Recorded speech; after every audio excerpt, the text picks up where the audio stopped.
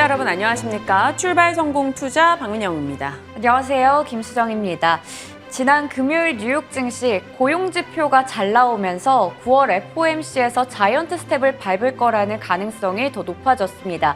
이렇게 긴축에 대한 우려가 불거지면서 다우지수만이 오르는 등 혼조로 3대 지수가 마감을 지었는데요. 금리 인상에 대한 기대감 속에 금융주가 랠리를 보이고 유가 상승 속에 에너지주가 반등했습니다. 그리고 이번 주에도 중요한 또 7월 CPI 발표가 있어서 이를 앞두고 좀 변동성 장세가 예상되는 상황이죠. 역시나 8월에도 계속해서 지표나 일정들 점검하면서 9월 FOMC에 대한 촉각을 좀 곤두세우는 증시 흐름이 나올 것 같습니다. 그럼에도 불구하고 시장 분위기는 여전히 견조하다라는 평가이고요. 그 안에서도 키 맞추기 상황에서 이 순환매가 계속 이뤄지고 있습니다. 수익이 날 수 있는 구석이 많다라는 거겠죠. 저희 시간 함께 하시면서 그 수익 챙겨갈 수 있는 포인트들 잡아보시길 바랍니다. 자, 일단 말씀 주신 대로 뉴욕장 분위기 혼조 기록했는데 하나씩 좀 살펴보죠. 다우는 상승으로 거래를 마쳤고요. 나스닥과 S&P 500은 결국 하락으로 마무리가 됐습니다. 다만 장중 저점 대비해서는 3대 지수 모두 다 낙폭을 줄이는 흐름이 나왔는데요. 오늘 이 낙폭 축소의 의미는 무엇인지 한번 찾아가는 브리핑을 해보죠.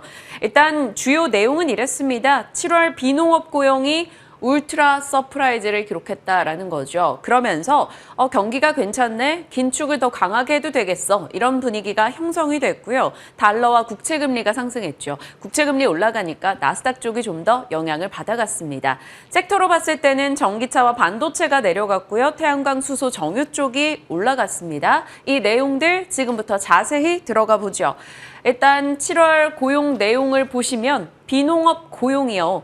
예상치 25만. 이게 좀 잘못됐나 싶을 만큼 실제 발표치가 좋았습니다. 2배 이상이요. 52만 건이 넘어가게 발표가 됐죠. 내용을 들여다봐도 미국 경제 내에서 좀 더 큰 영향을 주고 있는 서비스업 쪽 고용이 상당히 좋았다라는 거 긍정적이었습니다. 실업률은 떨어졌고요. 평균 임금은 모두 다 상승세를 기록했습니다. 전반적으로 고용의 내용이 꽤나 좋았다라는 거죠. 시장이 지금 물가 걱정보다는 경기 침체에 대한 걱정을 더 하는 시기죠. 물가 걱정을 하기에는 유가가 어느 정도 내려와 있고 다른 원자재 가격도 하락을 했기 때문입니다. 그러다 보니까 이 고용은 경기 침체 우려를 줄였다라는 데 상당한 포인트가 찍혔습니다. 신용평가사 피치는 경제가 좋았던 시절보다 한 3배 정도 좋게 나온 것이기 때문에 경기 침체 가능성은 무색하게 됐다라고 표현하기도 했습니다. 어찌됐건 시장은 경기 침체 우려감을 줄이면서 긍정적으로 비교적 잘 버텨냈죠. 그러다 보니까 그럼 경기가 받쳐주니 지금 단기간에 긴축을 좀 더 강하게 해야겠다라는 분위기가 형성이 됐습니다. 페드워치2를 보시면 9월 달에 75bp 인상 확률이 68%까지 껑충 뛰어 올랐습니다. 30%대에서 68%까지 상승한 거죠. 그리고 그 다음도 중요한데요. 11월부터 12월 앞으로 흐름을 봤을 때는 25bp, 25bp 그리고는 동결의 흐름입니다. 한마디로 9월까지 조금 고강도 긴축을 하고 나서 그 뒤로는 완만한 곡선을 그릴 것이다라는 기대감이 형성된 거죠. 그 덕분에 낙폭을 줄일 수 있었던 뉴욕장이었습니다. 그 내부를 들여다보면 이슈는 굉장히 많았습니다. 일단 조금 오르면 여지없이 악재가 등장하는 테슬라이죠. 6% 이상 급락한 채 거래를 마쳤습니다. 어찌 보면 8거래일 내내 상승했고 7월부터 지금까지 한 40% 정도 올랐으니까 떨어질만 했다라는 소식도 들립니다. 내용들 보면 뭐 이런 이슈가 한 번에 다 쏟아지나 싶을 만큼 많았어요. 2030년까지 연 2천만 대 차량 생산을 발표하면서 12곳의 추가 공장을 세워야 한다. 그러면 비용이 너무 많이 들지 않겠어? 라는 분위기가 형성이 된 거고요. 사이버트럭 출시 일정이 연기됐고 캘리포니아 기관 측에서 테슬라 완전 자율주행 기술 허위 광고 기소 소식까지 있었습니다. 이런 이유 속에 전기차주가 전반 내려가는 흐름 나타났죠. 반면에 GM과 포드는 좀 덜 빠졌어요. 약보합 정도요. 포드가 7월에 전기차 판매가 상당히 좋았습니다. 전달 대비 폭등하는 흐름이 나타났기 때문에 포드향 업체들 한번 체크를 해봐야 되지 않을까 그런 생각도 듭니다. 자, 반도체 쪽도 가볼게요. 웨스턴 디지털 실적이 좀 좋지 못했습니다. 그러면서 반도체 전반에 부진한 흐름이 나타났죠. 마이크론 4% 가까이 빠졌고요. 인텔, AMD 등 같이 내려갔습니다. 국채금리 상승하며 금융주 올랐고요. 에너지 쪽이 또 상승세를 보였습니다. 고용 지표가 잘 나오면서 경기 침체 우려감이 조금 줄어든 영향이라고 합니다. 이들의 우리 장 영향은 오늘 그리 크지는 않을 것으로 보이죠. 친환경 종목들 계속해서 이슈가 됩니다. 지난 금요일에 풍력의 고정 입찰제 제도에 대한 이야기를 전해드리면서 신재생 브리핑을 조금 또 깊게 했었었는데 그날 오전장에 신재생이 그렇게 강하지 않더라고요. 그래서 그런가 보다 했는데 장 후반에 또다시 탄력을 키우면서 전원 상승으로 거래를 마쳤습니다. 태양광부터 풍력 관련한 종목들까지 모두 다 뛰어 올랐죠. 그리고 그 바톤을 미국에서 이어받았습니다. 선파워, 선런, 퍼스트솔라 등의 종목들 모두 강했고요. 또 눈에 띄는 게 미국에서 수소주도 계속해서 좀 강하게 오름세를 보여줬거든요. 플러그 파워나 퓨얼셀 에너지, 블룸 에너지 등도 상승이었죠. 이 플러그 파워 같은 경우는 7월부터 계속 꾸준하게 위로 올라가려는 시도를 계속하고 있습니다. 상승률도 꽤나 괜찮고요. 이 업체가 이번 주 8월 9일에 실적을 내놓게 되니까 실적 기점으로 우리나라 수소주 혹시 탄력 받을까 한번 고민해봐도 좋을 것 같다라는 생각이 들었습니다. 다른 신재생 종목들이 다 올라가도 국내 수소주가 가지는 못했었거든요. 최근에 기맞추기 흐름 속에서 실적 좋은 수소주 있다면 한번 체크가 필요하지 않을까 그런 생각도 듭니다. 시장은 계속 에너지가 필요하다라고 이야기를 합니다. 넘겨보시죠. 추가된 소식들이 너무 많아요. 미국 상원에서 559조 인플레 감축법이 일단 통과됐다라는 소식 들립니다. 이번 주 안에 하원까지 결정이 될 거고요. 중국의 융기실리콘이 우리 태양광 설치량이 1테라와트 개막 곧 할 거다라고도 하고요. 호주에서는 해상풍력을 또 내걸었습니다. 원전 대국인 프랑스에서 원전 가동이 시원찮다 보니까 재생에너지를 늘리겠다라는 조치까지 나오네요. 각 이슈가 몰려들고 있습니다. 주목이 필요하겠고요. 또 주말 사이 전해진 속보 체크하겠습니다. 넘겨보시면 칩4 이슈죠. 결국 우리 정부가 칩4 예비회의에 가겠다라고 미국 측에 조심스럽게 의견 전달을 했습니다. 여기 다녀와서 우리가 여러 가지 룰도 같이 정하고 그리고 최종적으로 가입할지 말지 말하겠다라는 입장입니다. 계속 중국의 눈치를 조금 보고 있는 거죠. 그리고 우리 측에서 특정 국가를 배제하지 않는 방향으로 의견을 제시하겠다라는 이슈도 있었습니다. 그리고 이 가운데 한중 외교장관 회담이 오늘부터 열립니다. 박진 장관이 중국에 2박 3일 동안 방문하게 되는데요. 박진감 넘치는 내용들이 오고 갈 것 같습니다. 그 내용도 여러분 같이 점검해 나가시길 바랄게요. 자, 이슈 또 저희 브리핑 시작해야 되는데 이번 주 내일에 있을 일정을 두고 또 한번 잡아주신다고요. 네, 맞습니다. 지난 금요일에 건설주들이 모두 올랐습니다. 건설 대표주들이 줄줄이 강했고요. 중소형 건설주도 역시 강했습니다. 특히 범양건영이 9%가 넘게 올랐는데 이 종목은 지난주에 최명성의 바닥 탈출 그리고 박종현의 돌파 매매에서도 추천주로 언급됐던 종목들이거든요. 이번 주에 가능하다면 AS도 한번 부탁드려보도록 하겠고요. 또 이외 리모델링 관련주들도 대림, 비앤코, 그리고 하츠 등등의 종목들 모두 다 강한 흐름을 나타냈습니다. 앞서 민영 앵커가 말해줬듯이 바로 내일 있을 공급 대책 발표 때문인데요. 지난 3월에 이 새 정부의 공약 중 하나였죠. 250만 호 플러스 알파. 드디어 내일 이 구체적인 내용들이 공개되면서 베일을 벗게 됩니다. 내용들 몇 가지 좀 정리를 해봤는데요. 수요가 많은 서울과 근교 쪽에 공급을 확대하겠다. 그리고 민간 주도의 공급이 이루어지도록 규제를 완화하겠다라는 부분, 그리고 재초한, 이 재건축 초과 이익 환수제를 개편할 예정이고요. 안전진단 관련해서도 구체적인 대책이 마련이 된다고 합니다.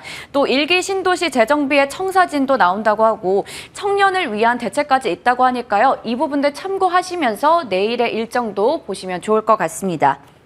그런데 사실 3월에 이 대선 이후에 건설주들 참 수혜주다 하면서 한때 참 건원풀 이런 얘기도 많이 했었는데 그 얘기가 다 어디로 들어갔나 싶을 정도로 찬밥 신세를 면치 못했습니다.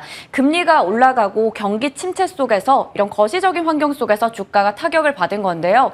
특히 이 3월에 113.91을 기록했던 건설업 지수는 쭉쭉쭉 내려오다가 지금은 95.97 정도까지 약 16% 정도 빠져 있는 상황입니다. 그리고 건설주들 대표 종목들의 흐름을 체크해봐도 올해 들어서 거의 20에서 30%가량씩 빠졌고요. HDC 현대산업개발 같은 경우 47%나 밀렸습니다. 그리고 이 3월 10일부터 8월 5일까지 흐름 체크해보면 대부분 30% 이상 빠지는 흐름, 그리고 현대건설이 그나마 12% 정도 빠졌고요. 삼성물산이 2% 정도 오르는 모습을 나타냈습니다. 그렇기 때문에 이번에 이슈가 좀 이 건설주에게 다시 한번 시동을 걸 원동력이 되지 않을까라는 기대감도 있었지만 여전히 부담이 되는 건 바로 원자재 가격의 상승이라는 거겠죠. 특히 9월 들어서 시멘트 가격이 또 오른다라는 뉴스가 전해졌습니다. 이미 2월에도 시멘트 가격을 한 차례 올린 바 있었는데 7개월 만에 또 추가적으로 올린다라는 뉴스가 전해진 건데요. 업계에서는 이 유연탄 그리고 주요 원자재 가격이 너무 많이 올라가고 있고 유가 상승 때문에 물류비가 증가했기 때문에 어쩔 수 없는 선택이다라고 얘기를 했습니다.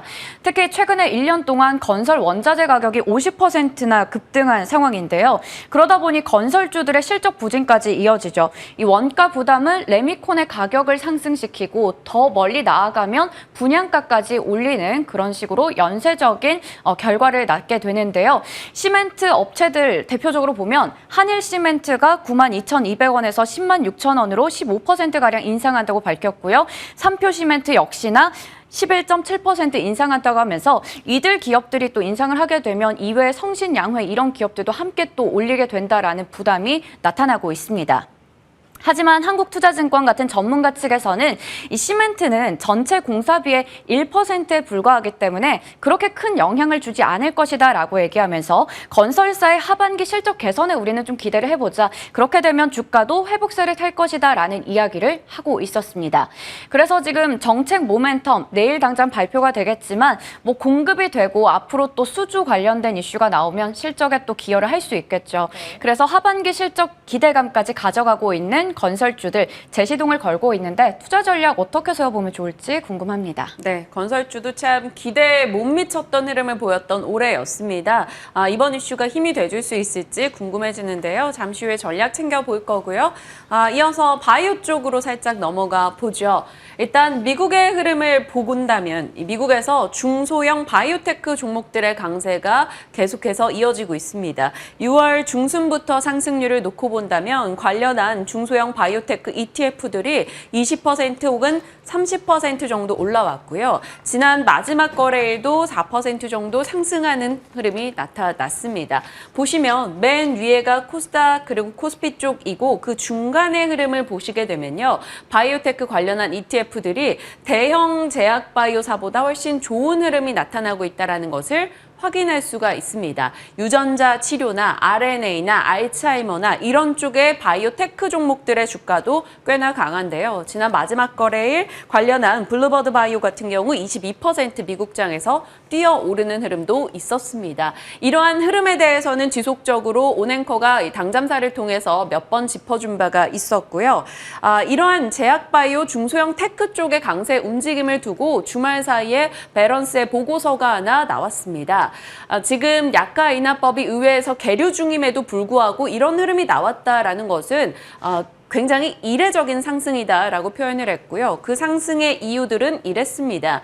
일단 리밸런싱 과정에서 손바뀜이 나왔다라는 것과 대형 제약사들이 중소형 테크 바이오 쪽을 계속해서 인수하고 있다라는 점, 그리고 실적이 괜찮고 임상에 대한 관심이 올라가고 있기 때문에 이들에 대한 주목이 강하게 나오고 있다라고 표현을 했습니다. 우리장도 마찬가지죠. 하반기 들어서 셀트리온, 삼성 바이오로직스와 같은 종목들에 대한 관심이 올라갔었습니다. 그리고 시간이 지날수록 그 관심이 서서히 퍼져나가는 흐름 확인이 됐었는데요. 하반기 들면서 증권사 곳곳에서 바이오 대형사들을 조금 봐야 한다라는 목소리가 나왔었죠. 셀트리온은 실적 모멘텀, 그리고 삼성 바이오로직스는 5공장 조기 착공에 대한 이슈, SK 바이오사이언스는 코스피와 좀 비슷하게 그렇게 강하진 않았습니다만 그럼에도 일부 회복을 보였죠. 코로나 재확산되면서 백신 이슈가 부각됐기 때문입니다. 어찌됐건 이들이 생각보다 한 달 사이에 수익이 꽤나 괜찮게 진행이 되고 있고요. 지난 마지막 거래일 장 마감 이후에 셀트리온의 실적도 발표가 됐습니다. 셀트리온 실적 확인해 보시죠. 일단 시장의 예상을 좀 뛰어넘게 나왔어요. 매출액과 영업이익 모두 전년 동기 대비 증가했고 시장의 예상보다 서프라이즈율 한 13% 정도 된다라고 합니다. 미국에서 램시마 점유율이 2분기에 30%를 돌파했다라고도 하고요. 하나금융에서는 분기마다 좋아지고 있다라며 목표가를 25만 원으로 상향 조정했습니다. 최근에 셀트리온이 14만 원대를 찍고 지금 19만 원까지 올라와 있는 상황이거든요. 여기서 25만 원까지 더 올려잡는 흐름이 나왔습니다. 다만 우리는 또 실적 발표 전에 좋은 흐름이 나오면 되려 실적 발표 나고 좀 이익 실현을 해야 되는 게 아니냐 이런 고민을 하게 되는데 잠시 후에 이런 이야기들 풀어보겠고요. 시장에서는 미국처럼 국내도 대형에서 중소형 쪽으로 옮겨오고 있다라는 데 초점을 맞추기도 합니다. 왜냐하면 이들이 여러 가지 학회 일정에 좀 더 민감하게 영향을 받을 수 있다는 거죠. 왜냐하면 면역 항암이라던가 이런 쪽의 성과 기대감이 높은 쪽이 바로 중소형이기 때문입니다. 이들 수급 매력도 있고 실적 모멘텀도 갖춘 업체를 추려보자라는 전망이 나오고 있죠. 신한금융에서 추려줬습니다. 넘겨보시면. 일단 주목해볼 종목들로 레고캠바이오, 알테오젠, ABL바이오, 매드팩토, GC셀 등을 이야기를 하고 있는데요. 이들이 최근 들어서 시가총액이 조금씩 증가하는 흐름이 확인되고 있습니다. 이들의 탄력 더 강해질 수 있을지 여러 학회 일정과 함께 맞물려 있는 종목들인데 잠시 후에 이슈 전략 챙겨보겠습니다. 자, 끝으로 가나 안 가나 한 종목만 체크를 해볼까요? 네, 두산 에너빌리티도 앞서 제가 얘기 드렸듯 정책주로서 한창 원전주 주목받을 때 강하게 올랐다가 올해 들어서 한 10%가량 빠졌고요. 이 새 정부 정식적으로 선거 끝난 이후에 16%가량 빠졌습니다. 그런데 또 뉴스가 나왔어요. 두산 에너빌리티가 사우디에서 8,400억 원의 해수 담수화 플랜트를 수주했다라는 소식인데 바닷물에서 염분을 제거해서 생활용수 같은 담수로 바꾸는 과정이라고 합니다. 이 분야에서 10년째 1위를 하고 있는 회사가 네. 두산 에너빌리티라고 하는데 사우디에서도 또 이렇게 호재가 전해진 만큼 주가에 반영이 잘 될 수 있을지 의견 여쭤보도록 하겠습니다. 네, 오늘도 저희 많네요. 전기차 쪽이 미국에서 부진했다라는 네. 점, 그리고 반도체 부진, 하지만 칩4 동맹의 예비회의 참여 소식, 그리고 건설. 와, 너무 많습니다. 부지런히 달려보도록 네. 할게요. 지금부터 함께 하시죠.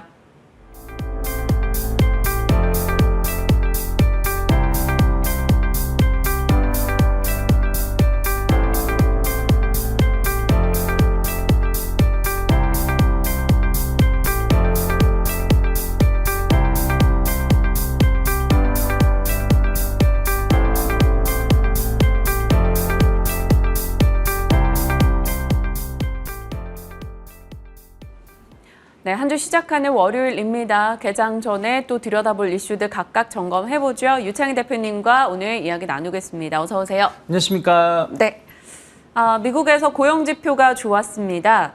서프라이즈의 서프라이즈, 울트라 서프라이즈였다 뭐 이렇게 표현을 하잖아요. 그런데 고용지표가 좋으면 또 고강도 긴축 우려감이 있을 법도 한데 네. 경기가 좋아서 받쳐줄 거다라는 해석으로 좀 더 견조한 흐름이 나왔어요. 시장 코멘트 부탁드릴게요. 네, 저도 금요일에 그 고용지표 보고 잘못 봤나? 그렇죠.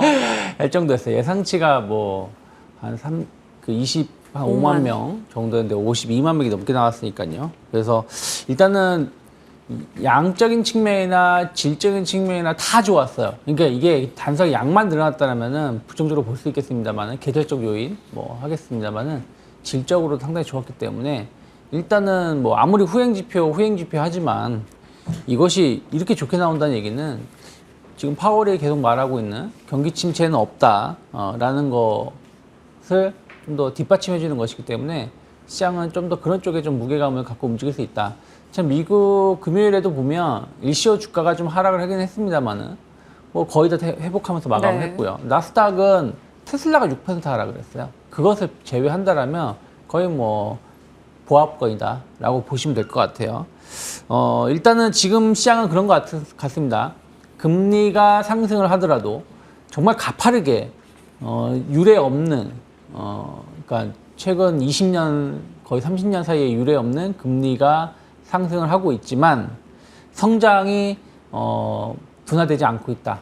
거기다가 금리 상승의 원인 제공자는 인플레이션 아니겠습니까? 그러니까 인플레이션이 둔화되고 있고 성장이 변함이 없다. 그러면서 이것은 뭐 골디락스 장세가 아닌가라는 얘기가 계속 나오고 있죠. 그래서 이런 부분들이 뭐 일시적으로 금리 상승으로 인해서 뭐 주가가 좀 조정을 받긴 했습니다만 전체적인 틀에서 보신다라면 금리가 상승을 하더라도 주가가 같이 올라갈 수 있는, 그러니까 이거 길게 가진 않아요. 지난 3월 달 같은 경우도 FOMC에서 금리를 결정하고 나서 한 달 가까이 금리가 오르면서도 주가가 올라갔었거든요. 지금도 그러한 금리와 주가가 동반해서 상승하는 모습을 보여줄 수 있다 생각하고 있고요.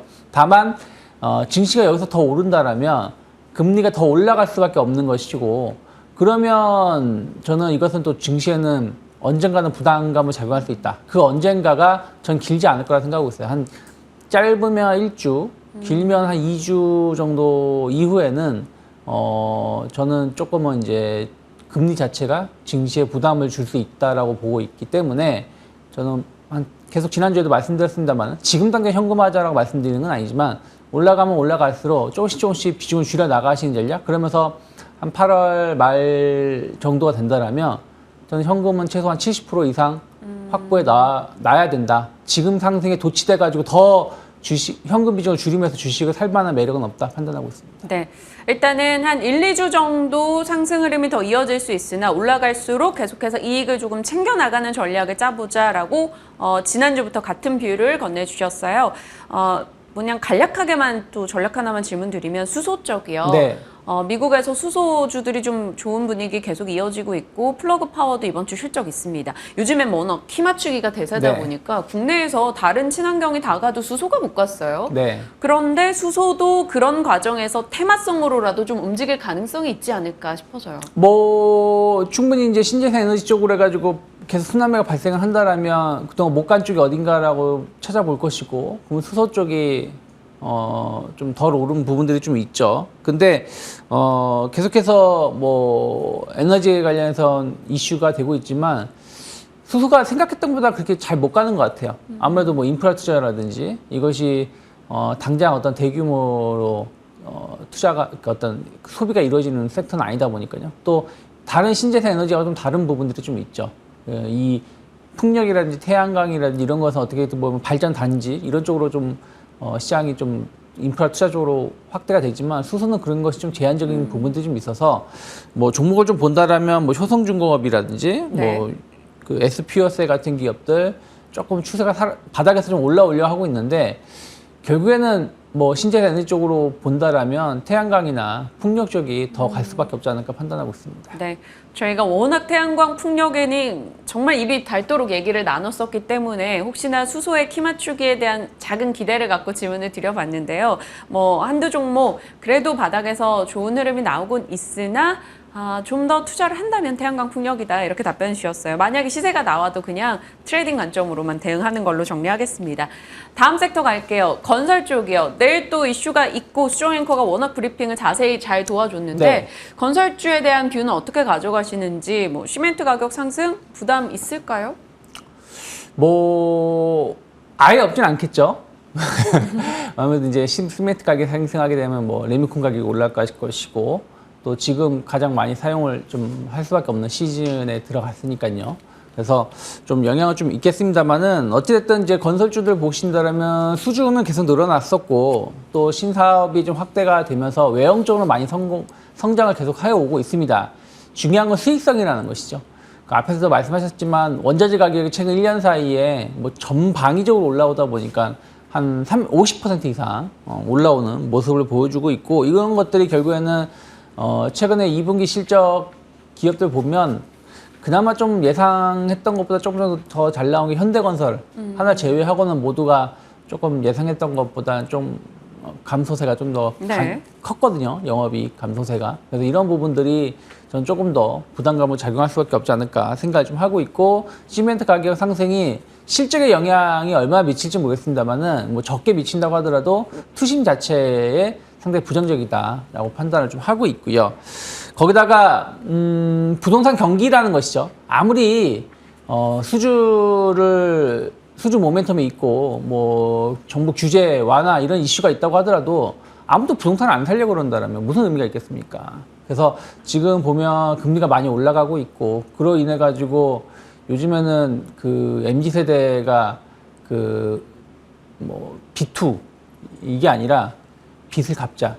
제 용어를 갑자기 까먹었는데 빚 갚기 열풍이 이루어지고 있다고 합니다. 그러니까 묻지마 투자가 지금 이루어지지 않고 있죠. 이런 부분들은 부동산 경기가 당장 좋아질 수 없다. 상당히 짧게는 뭐 1년 이상, 길게는 뭐 2, 3년 이상 좀 안 좋은 시기가 이어질 수밖에 없지 않을까 판단을 하고 있고요.